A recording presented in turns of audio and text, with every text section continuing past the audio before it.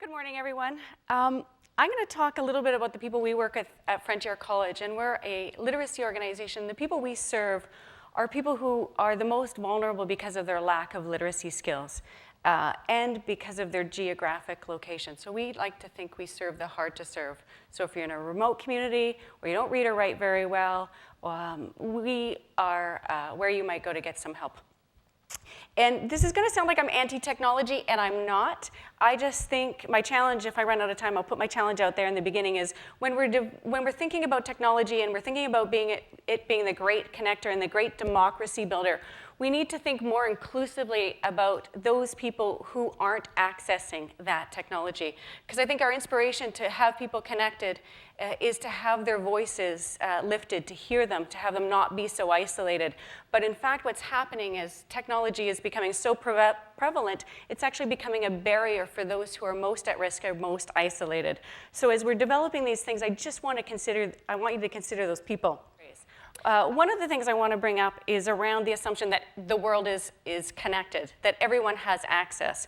We work in about 60 First Nations communities across Canada, and the broadband is getting better, and fiber optics is getting better, but in many of those communities, there's only one computer. Perhaps it's in the band office, perhaps it's in the school. So thousands of young people, First Nations people, aren't having access to that technology. They want to, and it's important to them, but they don't physically have access to it.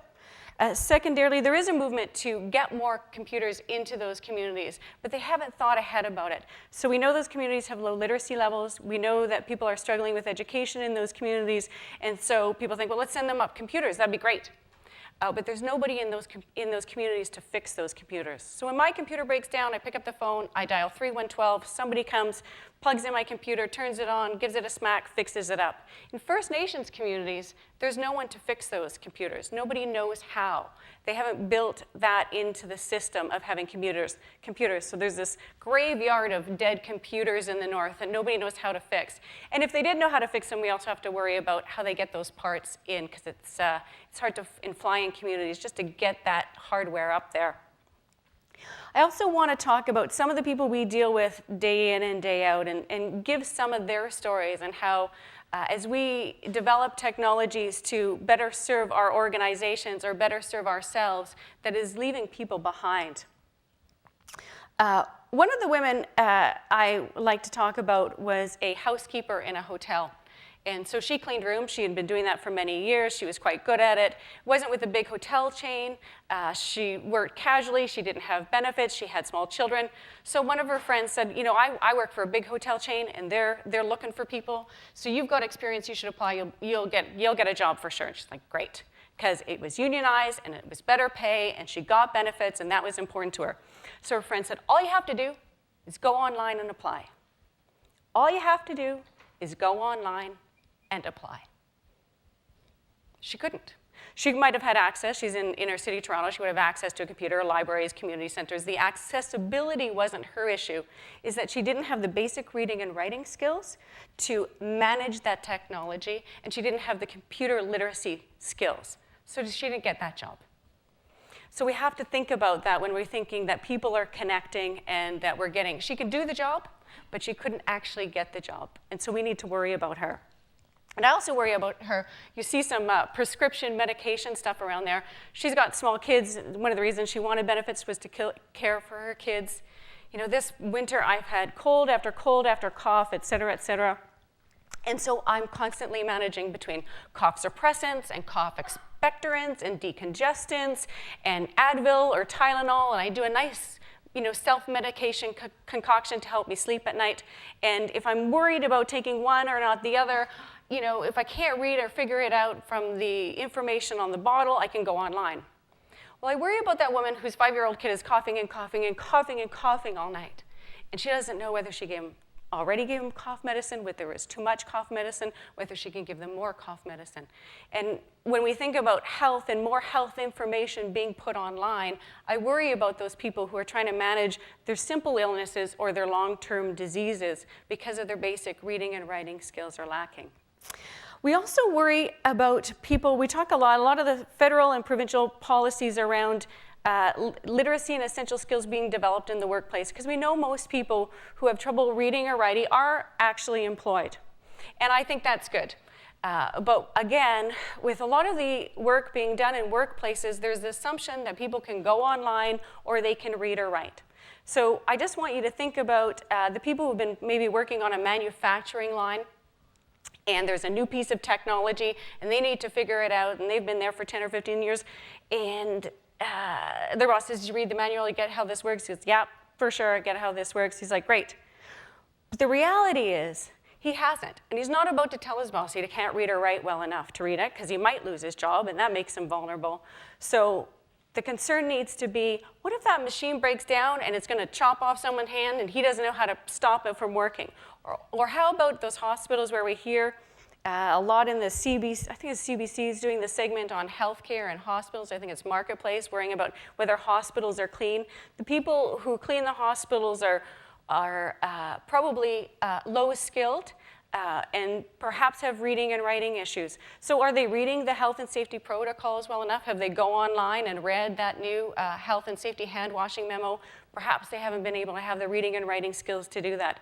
So we need to think, as we think that's the great equalizer, we realize that people won't confess that they don't read or write well enough, and that makes sense. And we also know people don't know what they don't know.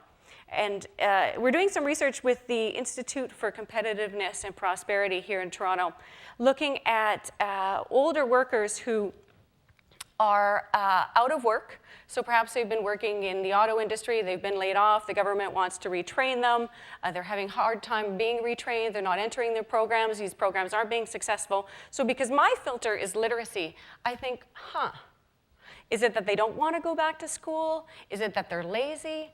Or is it that perhaps they graduated with grade 12 or maybe grade 10, and maybe they were reading at that level, or maybe they weren't.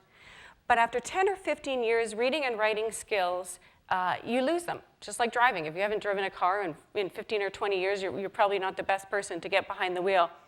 So we're doing some research around part of the barriers to those people entering the retraining, the people that we're really worried about now because they're a whole vulnerable sector of society, aren't being able to be re-educated because they don't have reading and writing skills. And because they haven't been reading and writing, they actually don't know that they don't read or write very well. So to take online courses, to take distance courses, to upskill themselves to go into the workforce is difficult for them.